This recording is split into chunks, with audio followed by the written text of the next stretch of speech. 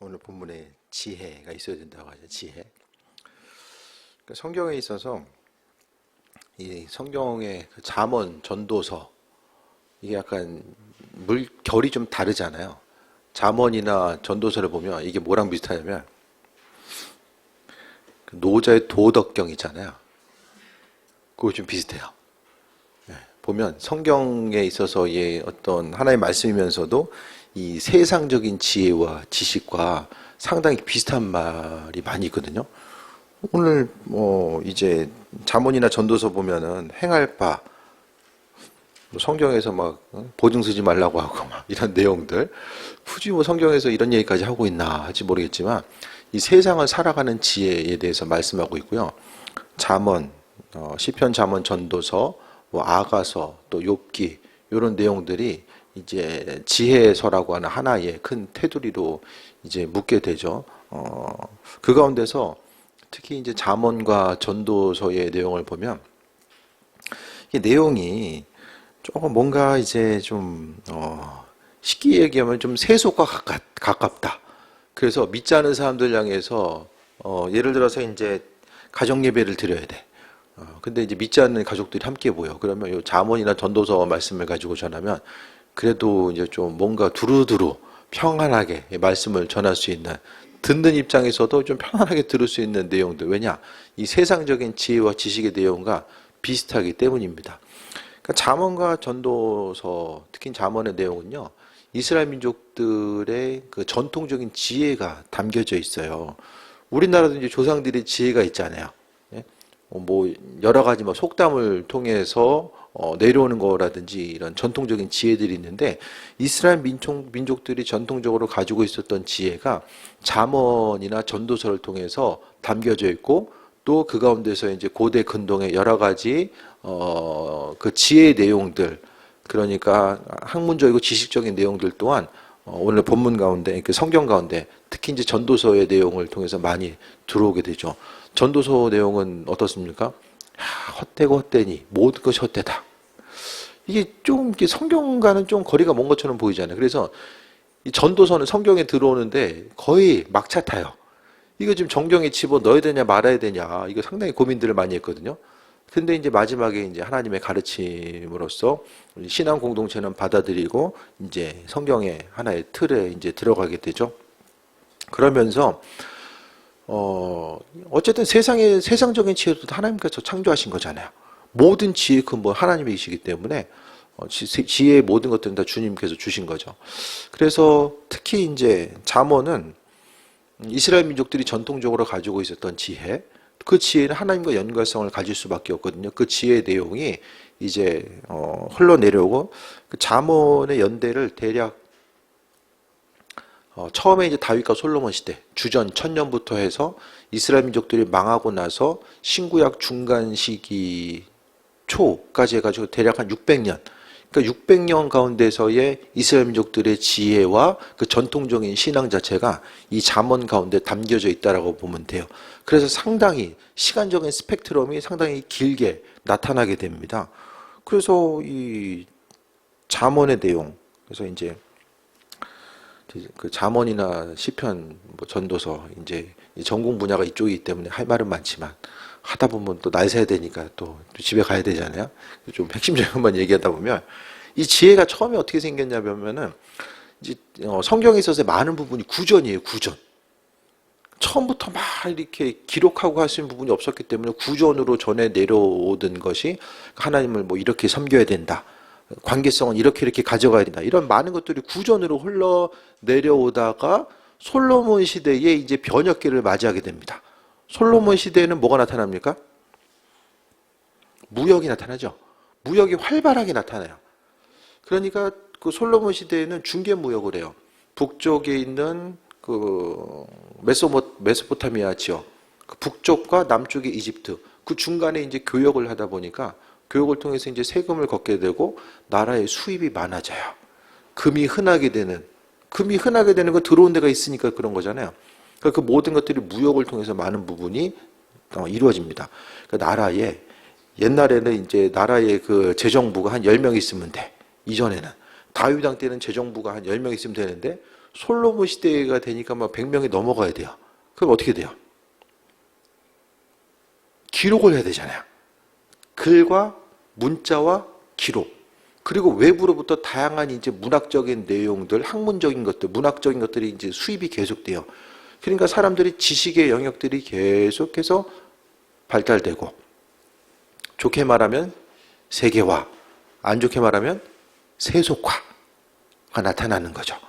그러면서 이제 수입과 지출을 많이 이제 하려고 하다 보니까 그 뭔가 이제 지혜적인 것들, 학문적인 것들이 체계화가 이루어져요. 그래서 나라의 관리를 키워내고 조금 이제 좀 사회 지도층들을 교육하기 위한 목적으로서 이런 지혜와 지식적인 이스라엘의 전통적인 것들이 글을 통해서 정리가 되고 그것이 체계화를 이루게 됩니다. 그래서 예를 들어서 이제 나라의 관리를 키워나가는 데 있어서 잠언 전도사가 중요한 역할을 했다 하면 하나의 이제 의견이거든요, 학자들의. 그러면은 군신의 도리가 어떠해야 되는가?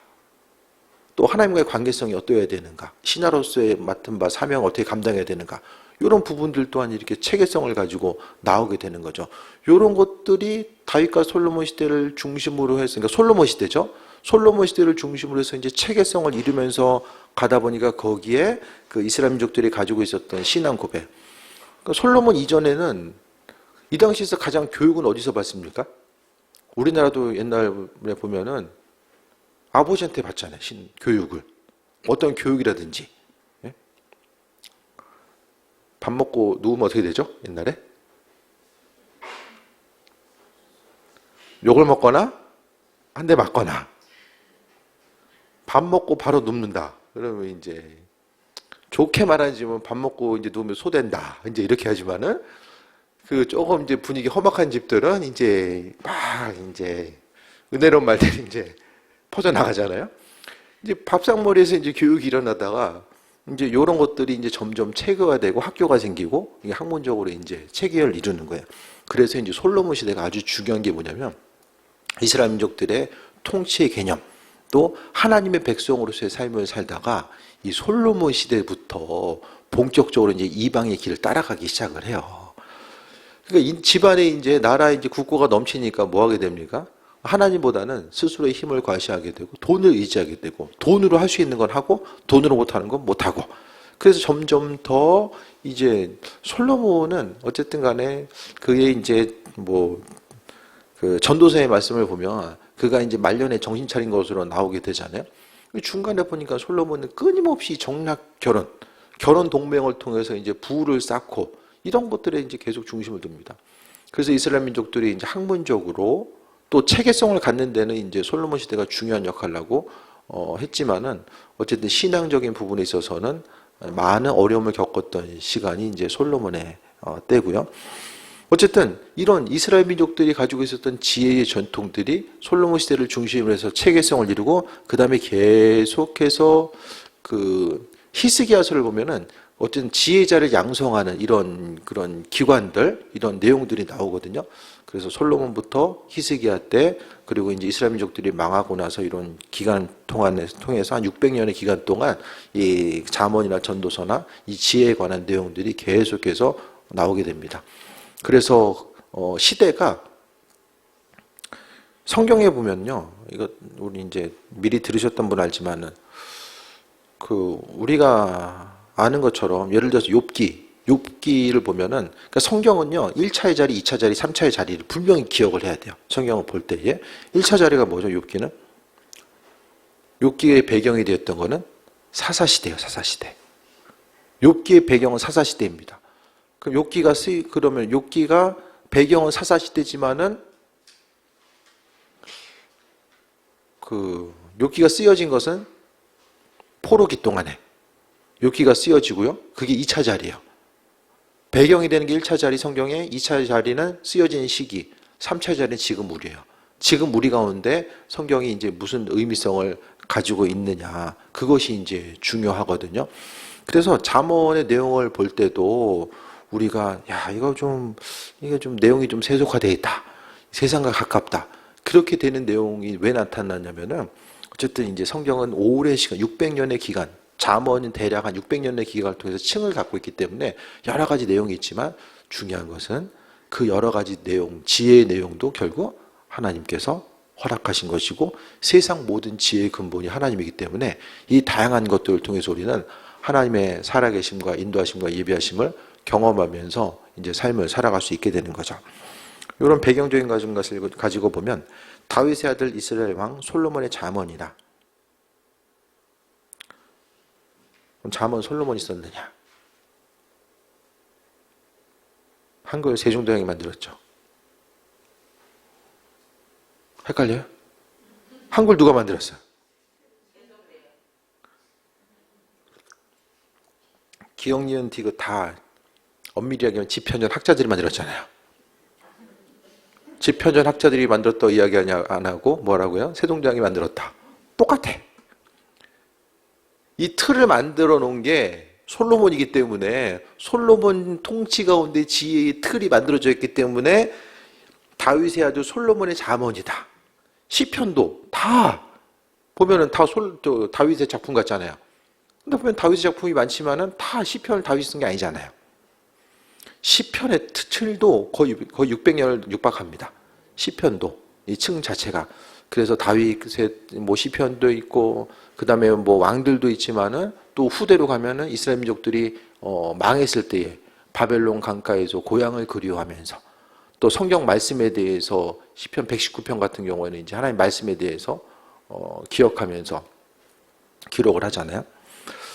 그래서 어쨌든 그 잠언의 내용을 보면은 2절에 보면 이는 지혜와 훈계를 알게 하며 명철의 말씀을 깨닫게 하며 하나님 말씀은요 알게 하고 깨닫게 해요. 지혜의 말씀, 성경 말씀이 이제 지혜잖아요. 지혜는 지혜와 훈계, 그러니까 성경 말씀을 통해서 우리는 하나님의 지혜와 훈계, 하나님께서 원하시고 바라시는 것과 원치 않는 것들을 알게 하고 명철의 말씀을 깨닫게 한다. 그러니까 쉽게 이야기하면 하나님이 누구인지를 알게 하고 깨닫게 하는 것이 이 잠언의 내용입니다. 지혜가 있어줘야 돼. 지혜가. 우리도 지혜가 있어야 되고요. 이 무조건 열심히만 해서 되는 게 아니에요. 예? 방향성을 온전히 잡고 열심히 해야 되잖아요. 나는 서울 가야 되는데 부산 쪽으로 방향을 잡고 열심히 달려. 내 몸은 계속 움직이고 있는데 방향을 잘못 잡아. 그럼 어떻게 됩니까? 멀어져. 갔다가 다시 올라오면 어떻게 돼요? 더 힘들어. 반대로 뛰어가면은 힘들잖아요. 그러니까 우리가 무조건 열심히만 사는 게 중요한 게 아니라 방향성을 잘 잡고 나아가야 되는데 지혜가 있어줘야 돼요. 이 목회가 정말 좀 하나님 예비하신 가운데 힘든 경우도 있지만은 목사님들이 좀 이렇게 사고가 단순하신 분들이 좀 많아요. 이게 생각을 막 복잡하게 하고 앞뒤 계산하는 것보다는 뭔가 이제 그거 계산하면 목회 못하죠. 아주 사고가 좀 단순하신 분들이 좀 많이 있으시거든요. 근데 이 단순함과 더불어서 이 하나님의 지혜를 가지고 나아가지 못하면 이 단순함이 어떻게 생각하면 이게 단편적인 부분만 보다가 죽을 때만 다해서 열심히 했는데 어떤 선한 열매를 갖지 못하는 경우들이 좀 생각보다 많이 보이게 됩니다. 그래서 성경은 뱀처럼 지혜롭고 비둘기처럼 순결하라고 말씀하고 있잖아요. 그래서 주님 주신 지혜가 무엇보다도 있어줘야 돼요. 그래서 주님 주신 지혜를 가지고 나아가야 되는데 목회도요. 그 큰 틀 가운데서는 이제 두 가지예요. 정말 저처럼 그냥 교회를 돌보는 목회를 할 거냐, 아니면 이제 부흥회를 다니는 이제 부흥사로서 역할을 할 거냐. 똑같은 담임자지만 두 이제 역할이 다르거든요. 이제 교회에서의 개교회의 담임인데 이 부흥사처럼 목회라면은 정말 여러 가지가 많이 힘들어져요. 그래서 주님 주신 지혜를 가지고 삶을 살아가야 되는 거, 내가 하나님이 나를 어떻게 사용하길 원하시고 내가 어떤 방향으로 어떻게 나아가야 될지, 이 모든 것들은 주님 주신 지혜가 있어줘야 됩니다. 하나님 주신 지혜를 가지고 삶을 살아가야 돼요. 그래서 이 자녀들에게도 마찬가지입니다. 그냥 열심히만 하는 게 아니라 그 가운데서 주님 주신 지혜가 있어서 시대를 분별하고 세월을 분별할 수 있는 그 은혜가 있어야 되는데 그 지혜의 근본 자체가 하나님의 말씀이죠. 그래서 우리로 하여금 알게 하시고 깨닫게 하는 것이 바로 하나님 말씀이라는 거예요. 그래서 성경 하면은 성경은 그러니까 이제 그 학문적으로 보더라도 인류 문명의 발생지가 어디입니까? 고대 근동이죠. 지금 이란하고 이라크에 있는데 거기가 고대 문명의 발상지 중에 가장 핵심적인 내용이에요.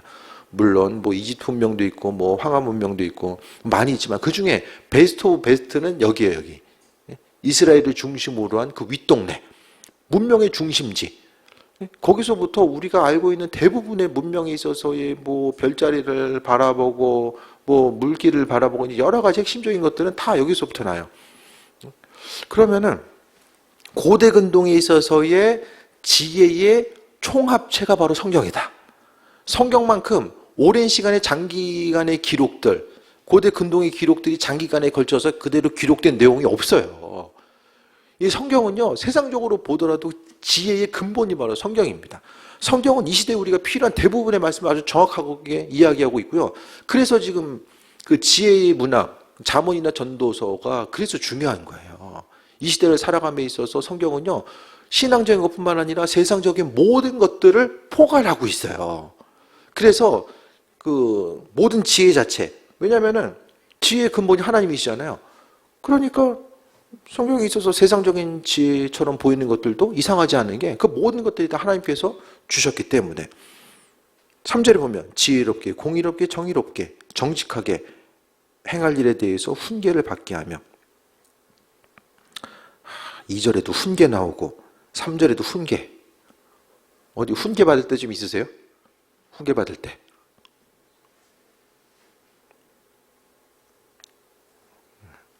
주변에서 좀 싫은 소리 하는 사람 있으세요? 뭐 부부끼리 아니면 할 말 없잖아요.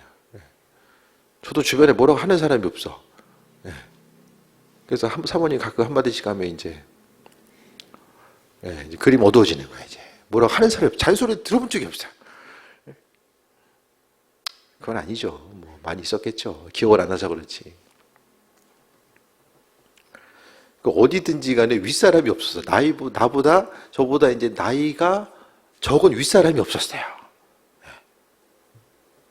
학교도 이제 맞춰서 가고, 뭐, 군대도 이제 어쨌든 뭐 잽싸게 이렇게 하다 보니까, 부교육자 생활도 제가 안 해봤잖아요. 그러니까 어디서 얘기를 들은 적이 없어. 그래서 어쨌든, 딴 얘기인데, 어쨌든. 훈계를 들을 데가 없어요. 누군가 마음을 터놓고 옆에서 얘기해 준 사람이 있어요. 나이가 들면 들수록 이게 쉽지 않거든요. 어디서 훈계합니까? 학교에서도 막 훈계하려고 그러면 학부모 전화 와가지고 왜 우리한테 이러냐고 이제. 참 그렇죠. 싫은 소리 들을 때가 점점 없어져요. 그러니까 옳고 그름은 이제는 내가 판단하거나 네이버 지식인에 물어보거나 이제 물어볼 데가 없는 거예요. 근데 교회는 이제 훈계, 이런 거 있으니까 사람들이 이제 신앙생활이 힘들어져. 훈계 받아라. 너무 힘든 거예요. 훈계 받으려니까. 익숙하지 않고 어디서 들어봤어야죠. 그러니까 교회 와서도 이제 얘기 듣는 게 힘든 거죠. 그런데요, 누군가 이게 얘기를 해줄 수 있는 것 자체가 이게 얼마나 큰 은혜인가. 그래서요, 교회에서도 셀 리더 된 분들은 맨날 좋은 소리만 하고 너무 이렇게 착하게 보이려고 하지 마시고 말할 때는 해줘야 돼요. 이 교회에 있어서의 하나님 말씀을 통한 훈계. 그래도 누구나가 다 싫은 소리 하는 것도 싫고 부담스러운 얘기 하는 것도 싫고 듣는 것도 싫거든요. 다 싫어요. 그냥 웬만하면 그냥 일주일에 얼굴 한 번 보는 거 그냥 좋게 좋게 넘기고 싶잖아요. 그런데 리더된 이들은 하기 힘든 얘기도 할 수 있어야 돼요. 왜 하나님 말씀을 통해서 그 역할을 하라고 하나님께서 우리에게 그 사명을 맡겨주셨기 때문에 이 자녀들을 향해서도 그냥 몇 번 얘기해도 안 되면은 그냥 하기 싫잖아요. 그런데 그것도 이제 지혜가 필요해요. 하나님의 지혜. 맨날 똑같은 얘기 계속하면 어떻게 됩니까? 녹은 게 되죠. 물론 쉽진 않아. 해야지 마음이 편해. 듣든 안 듣든 얘기를 해야지 마음이 편해. 그런 부분이 있지만은 그래도 주님 주신 지혜가 있어서 해야 될 때와 하지 말아야 될 때를 분별하는 거. 그래서 하나님 말씀이 우리를 훈계하는 거. 그러니까 방향성을 잡아주는 거예요. 이게 주님의 지혜인 거예요. 그래서 성경 가운데 정말 가장 중요한 부분 중에 하나가 하나님의 지혜라고 생각을 하거든요. 주님의 지혜가 있으면 몸이 좀 덜 고생하는 것 같아요. 주님의 지혜가 없으면 끝까지 가봐. 끝까지 달려. 가봐야 돼. 끝까지 가봐야 돼. 가기 전까지는 아무 얘기도 안 들려. 끝까지 가봐서 여기가 진짜 낭떠러진지 아닌지 직접 봐야지만이. 때로는 봐서도 몰라. 떨어져 봐야지만이 이게 정말 낭떠러지였구나. 근데 지혜가 있는 사람은 그렇게 달리지 않아요.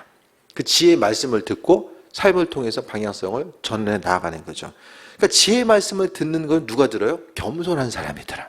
내가 틀릴 수 있구나. 내 방법이 틀릴 수 있구나. 이거 겸손한 사람. 이게 들릴 수 있거든요. 근데 그 신앙인들이 이제 주께 대한 믿음의 확신을 갖는 것처럼 내 생각과 관점에 대한 믿음의 확신을 가져. 그러니까 신앙인들이 잘못된 데 한 번 꽂히면은 변화가 안 돼. 끝까지 가는 거예요. 대화도 안 통하고 끝까지 가는 거예요. 무엇보다 주님 주신 온전한 지혜를 가지고 삶을 살아가는 거. 그 지혜가 있어야 돼요. 종교와 정치는 좀 분리가 돼야 돼요. 예? 나라 민족을 위해서 기도해야 되지만은 예? 정치를 종교화하고 종교를 정치화하고 이렇게 해버리면 정말로 힘들 수밖에 없거든요. 그러니까 무엇보다 주님 주신 지혜가 있어줘야 돼요. 하나님 주신 지혜. 그래서 지혜로운 지혜가 있다는 것은 지킬 것. 하나님 말씀을 통해서요. 반드시 지켜야 될 것들이 있고요. 제가 글을 통해서 잠깐 밴드를 통해 썼지만은 어느 정도 포용력을 가져야 되는 부분들이 분명히 있거든요. 반드시 지켜야 될 것은 그냥 날마다 양보하고 해도 되고 안 해도 되는 것 얼마든지 예? 그 포용성을 발휘해야 되는 경우에는 그런 경우에도 그냥 목숨 다해 지키려고 하고 이렇게 하다 보면은 교회 공동체는 유지가 될 수가 없어요. 그러니까 교회에 무조건 정말 하나님을 향한 온전한 믿음과 사랑과 더불어서 이 주님 주신 지혜가 있어야 되는데 이 지혜가 뭐냐? 하나님의 말씀인 거예요. 말씀을 모르면 실수하게 되고요. 하고 싶은 대로 해요. 하고 싶은 대로. 가장 심각한 문제는 말씀을 재해석해. 내가 재해석해요. 말씀을 알아서 재단해. 여기 이렇게 딱 토막 내고 요거만 살짝 그냥 내가 할 것만 싹 취해가지고 생선 꼬리하고 머리 딱 쳐내고 이제 중간만 오는 것처럼. 4절 봅니다. 어리석은 자를 슬기롭게 하며 젊은 자에게 지식과 근신함을 주기 위한 것이니. 성경 읽다 보면 그런 생각도 들 거예요. 야, 내가 지금 이거 왜 읽고 있지? 그럴 때 없으세요? 막 누가 누구를 낳고 하거나 에스겔. 이 에스겔. 전 에스겔이 제일 힘들어. 볼 때마다. 제일 힘든.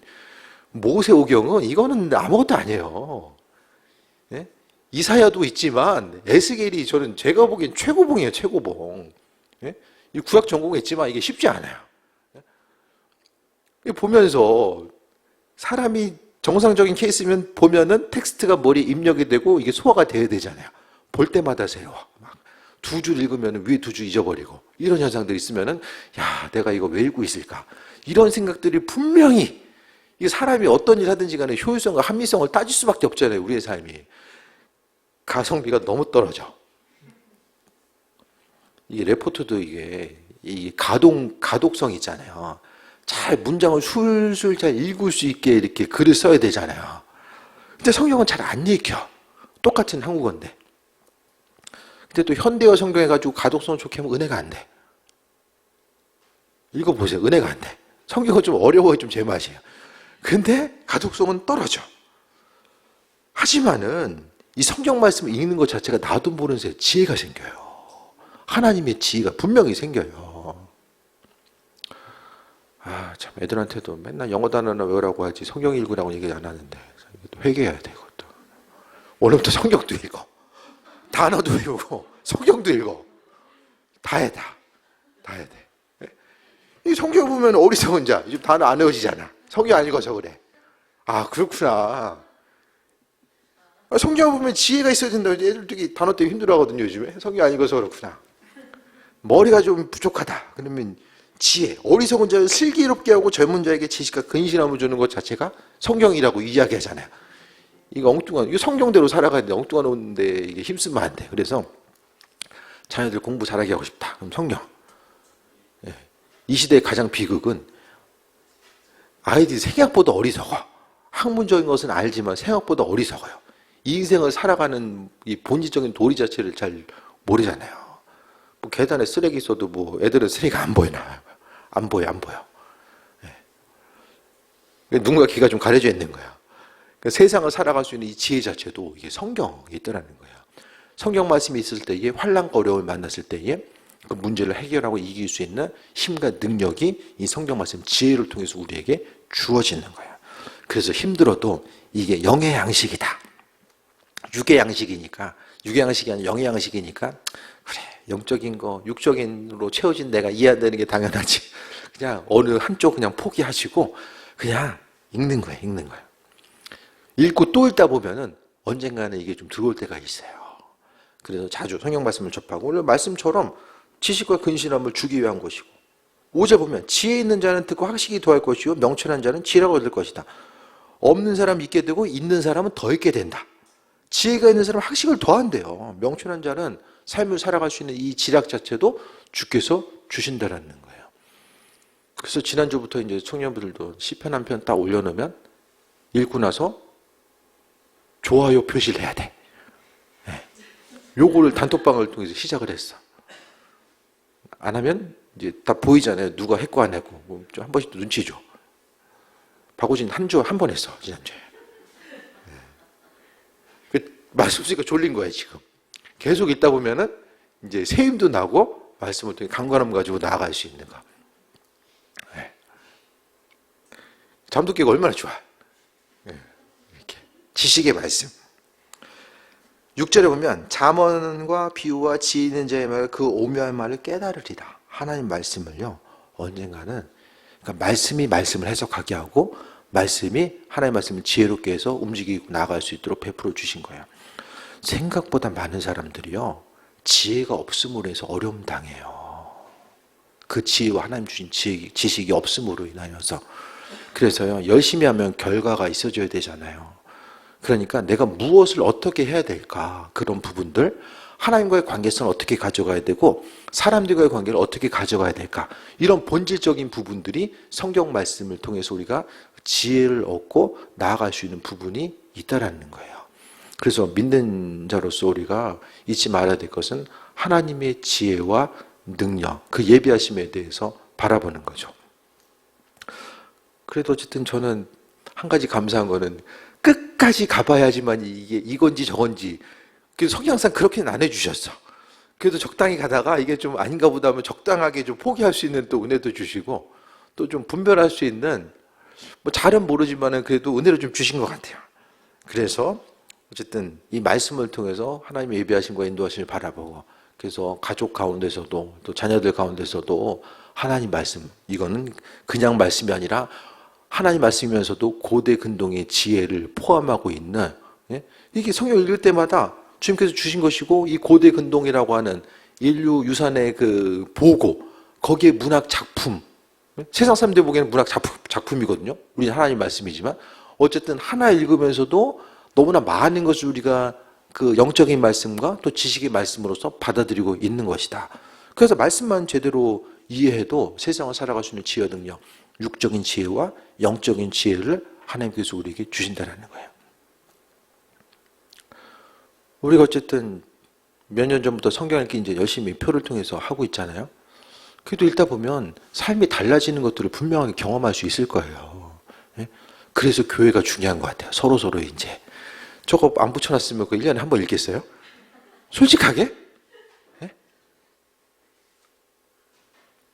붙여놓으니까 그래도 제가 안 보이는 것들도 다 보고 있거든요. 매주 확인해. 붙일 때가 됐는데 아직 안 붙이고 있어. 다 보고 있어요. 또 이제 매주 이제 새보고가 되니까 이분이 이렇게 읽고 계시는구나. 이제 다 보이잖아요. 그래서 그걸 통해서 우리가 조금씩 하나님 알아가는 거예요. 하나님한테 관심이 없으면 성경 안 읽어요. 읽는 것만으로도 믿음의 표현이고 행동이고 영적인 기도예요. 주님 사랑하는 마음 먹고 주님에 관심이 없으면은 그거 읽겠습니까? 무협지 읽는 사람들은 무협지에 관심이 있으니까 읽는 거잖아요. 관심이 있으니까. 그러니까 성경 읽는 것은 하나님을 사랑하는 마음. 우리가 할 일 없어가지고 성경 읽는 거 아니잖아요. 하나님이 존귀하시기 때문에 이 말씀이 존귀한 거예요. 그 존귀한 말씀을 우리가 바쁘지만 그래도 하나님을 하나님으로서 인정해드리는 그 존재한 방법인 거죠. 7절이 핵심입니다. 오늘 잠언 1장 1절부터 9절은요. 잠언에 시작하는 서언, 머릿말과 같고요. 그 가운데서도 핵심은 7절이에요. 여호와를 경외하는 것이 지식의 근본이거늘 미련한 자는 지혜와 훈계를 멸시하느니라. 지식의 근본, 성경의 근본. 그러니까 성경 말씀은 뭘 가르쳐주고 있어요? 하나님을 경외하는 방법을 가르쳐주고 있어요. 하나님을 하나님으로서 대하는 것. 우리가 피조물로서 창조주를 어떻게 대해야 되고 하나님과의 관계성을 어떻게 가지고 가야 될지 그거를 이야기하고 있다는 거예요. 그게 지혜 있는 자이고 지식 있는 자예요. 하나님을 창조주로서 인정하는 사람이 바로 지혜와 지식이 있는 사람이에요. 그분을 인정하지 않는 사람은 어떻게 합니까? 하고 싶은 대로 확률과 가능성이 더 비쳐 보이는 대로 보여진 대로 움직이는 거예요. 그게 지혜와 지식이 없는 사람, 하나님을 하나님으로서 인정하지 않는 사람을 이야기합니다. 그래서 여호와를 경외하는 것이 지식의 근본이다. 그래서 무슨 일을 하더라도 하나님 때문에 하고 하지 않아도 하나님 때문에 안 하는 거예요. 그래서 주님이 오늘도 눈 크게 뜨시고 우리를 다 지켜보고 계신다라는 거. 그래서 그분을 경외하는 마음 가지고 움직이고 반응하는 거예요. 그래서 근데 미련한 자는 어떻게 합니까? 지혜와 훈계를 멸시한다. 아무리 얘기해도 안 들려. 성경 읽어야 된다 아무리 얘기해도 안 들리는 거예요. 안 들릴 때는 정말 안 들려요. TV 드라마 몰입해서 보는데 누가 얘기하면 잘 안 들리잖아요. 마찬가지. 계속 얘기해도 안 들려. 한 군데 꽂혀 있으면은 귀에 뭐 이어폰 꽂고 있는 것도 아닌데 꽂고 있는 것처럼 안 들리는 거예요. 하나님 지혜가 없으면요. 아무리 선한 얘기, 좋은 얘기, 뭐 하나님이 창조주 되시고 우리 삶에 있어서 이것저것 그 개별적으로 이제 신앙적인 권면이라도 안 들려. 지혜가 없으면 들릴 수가 없어요. 사람이 중요한 것보다는 사람의 본성이 급한 거 먼저 하잖아요. 급한 거. 중요한 건 아는데 당장 안 급하면 안 해요. 근데 정말 중요한 것들이 있잖아요. 물론 급한 것도 중요할 수 있지만 정말 소중한 가치, 큰 가치는 당장 그거 안 한다고 해서 큰일 나는 것처럼 보이진 않거든요. 근데 그것이 우리의 인생의 발목을 잡고 있다는 사실을 이거 기억을 못 하는 거예요. 지혜가 없으면은 그것을 생각하지 못합니다. 그래서 당장 눈에 보이는 거, 오늘 하루 사는 거, 이번 한 달 넘기는 거, 거기에 중심을 두고 살아가다 보니까 지혜가 없는 거예요. 그래서 미련한 자는 지혜와 훈계를 멸시한다. 뭐 얘기하려면 표정이 바뀌어. 더 얘기하지 마. 이제 눈빛으로 이야기하고 있어. 지혜 있는 사람은 훈계를 받는 거예요. 교회에서 이렇게 말해준 사람이 많은 교회가 은혜를 주는 교회예요. 내가 하고 싶은 말하는 것이 아니라 주님의 마음을 가지고 이야기하는 거. 무슨 말하든지 간에 주께서 하시는 것처럼 하라고 말씀하고 있잖아요. 그래서 신앙적인 권면을 할 수 있고 또 인도하심 받아 나아가는 거. 그래서 담임 목회자의 관계성이 중요해요. 관계성이 별로 없으면 참 말하기도 부담스럽고 듣는 사람도 그렇고 좀 어렵잖아요. 그래서 어쨌든 내가 최소한 담임 목회자의 관계는 하나님께서 마음을 주셨을 때에 그것을 담임 목회자라고 하면 전달하기에 부담 느끼지 않을 정도까지는 이 관계성이 거리가 있어져야 된다는 거예요. 가까운 거리성이. 그래서 교회 가운데 이게 아니면은 혼자 해야 되잖아요. 제가 가끔 말씀드리지만 담임 목회는 어떻게 해야 돼요? 직접 계시를 받지 않는 이상은 알아서 살 길을 도모해야 돼. 뭘 하든지 간에 알아서 해야 돼. 신방을 다니는 것도 알아서 누가 시키는 것도 아니야. 알아서 해야 돼. 목회를 알아서. 담임 목회는. 부격자 하면은 담임 목사님이 이거 하라는 거 하고 안 하면 되잖아요. 아주 심플해요. 근데 담임 목회 알아서 찾아서 해야 돼. 하든지 안 하든지 간에 책임도 알아서 줘야 되고. 근데 교회 가운데서 권면해 주신 셀 리더가 있고 담임 목회자 있고 얼마나 행복하게 신앙생활 하는 거예요. 저는 담임 목사님이 뭘 지도를 받아본 적이 없어. 생각을 해보니까. 뭐 옛날에는 고등학교 때까지만 해도 목사님하고 좀 거리가 많이 있었잖아요. 그때까지만 해도. 목사님하고 이렇게 좀 요즘엔 다들 친구를 알잖아요. 우리 청년들 얘기하다 보면은 친구인지 이렇게 잘 이렇게 분간이 안 될 때가 많이 있는데 그때는 목사님하고 개별적으로 얘기를 해본 적이 없어요. 해본 적이 물론 제가 기억이 안 나는지 모르겠지만은 없어요. 그리고 이제 뭐 잠깐 전도사 생활 하기 이전에도 뭐 전도사님들하고는 좀 얘기해보고 부목사님하고는 좀 이렇게 얘기를 했지만 담임 목사님하고 거의 기억이 없어요. 그리고 이제 제가 전도사로 있을 때도 담임 목사님이 그냥 부서 맡겨주셔서 그냥 알아서 했던 것 같아요. 알아서. 목사님이 뭐 이것저것 뭐 행사도 그렇고 알아서 계획하고 뭐 알아서 했기 때문에 그렇게 뭐 이렇게 뭐 담임 목사님이 신앙적으로 뭐 지도를 해준다거나 뭘 점검을 해준다거나 그런 적은 없어요. 제 생각에는 기억이 안 나요. 목회하면서 이제 알아서 이제 하나 이제 찾아가는 거죠. 그러니까 교회에서 누군가 신앙적으로 이렇게 지도를 해주거나 말씀에 대해서 좀 가이드라인을 제시해 줄 수 있는 것 자체가 듣는 순간에 좀 마음이 어려울 수도 있어요. 맨날 똑같은 소리 하는 것 같고, 참, 내 사정과 형편을 알지도 못하면서 이렇게 느껴질 수도 있거든요. 그런데 나중에 보면, 그것이 또 주님께서 주시는 말씀이고, 우리 인생 가운데 필요하시기 때문에 허락하신 말씀으로서 분명히 느껴질 때가 있을 거예요. 그래서 여호와를 경외하는 것. 하나님은 하나님에서 인정하고 그분을 높여드리고 그분을 소중한 분으로서 경외한다는 건 하나님을 창조주로서 인정해 드리는 것이 경외하는 거예요. 그것이 지혜의 근본이다. 그래서 무슨 일을 하든지 뭘 선택을 하든지 간에 이것이 정말 하나님 경외하는 것과 연결이 되느냐 안 되느냐. 당장 하루하루 편하게 그게 중심이 아니라 이게 하나님과 어떤 연결성을 갖느냐, 주께 영광 돌리느냐. 요것과 이제 밀접한 연관성을 갖고 가다 보면 선택이 훨씬 쉬울 거예요. 8절에 내 아들아 내 아비의 훈계를 들으며 내 어미의 법을 떠나지 말라. 이게 이제 이스라엘 민족의 지혜의 근본이 가정에서 시작됐기 때문에 또 하나님께서도 부모님의 말씀 떠나지 말라고 이야기하고 이는 내 머리에 아름다운 관이요 내 목에 금사슬.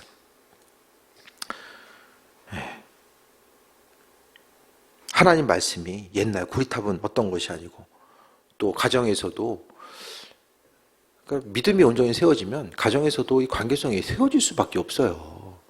하나님 경외하는 사람들은 질서에 순종할 줄 알거든요. 하나님이 허락하신 질서 가운데 그래서 아름다운 관과 목에 금사슬이다. 예. 금목걸이 비싼데 내가 알아서 하지 않아도 하나님께서 우리에게 지혜로서 허락하시는 그 은혜, 그 지혜가 있으면요 생명도 생기고 또 재물적인 것도 마찬가지입니다. 하나님의 지혜가 있으면 있을 수밖에 없어요. 그럼 지혜가 없는 우리들은 어떻게 해야 되냐? 없는 대로 사는 게 아니라 달라고 간구해야죠. 주님의 지혜가 있기 원합니다. 세상을 분별할 수 있는 지혜, 이 땅 가운데 그래도 수고하고 땀 흘린 대로 소유할 수 있는 그 은혜와 지혜, 이게 바로 다 하나님을 경외하는 삶, 그 성경은 하나님을 경외하는 방법을 배우고 또 하나님과의 관계성이 어떠해야 되는지를 말씀하고 있다라는 거예요. 그래서 지식의 말씀, 근데 많은 부분 지식의 말씀이 하나님이 허락하신 그 고난을 통해서 말씀이 들리기 시작해요.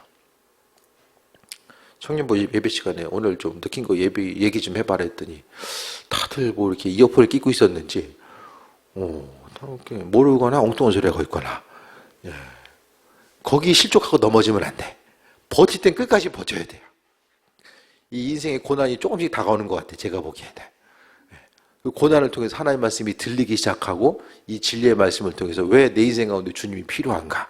하나님의 관심이 이제 생길 수밖에 없죠. 이제 군대 가면 들릴 거예요 이제. 그래서 이 고난의 순간을 통해서 들려질 수밖에 없는 환경들.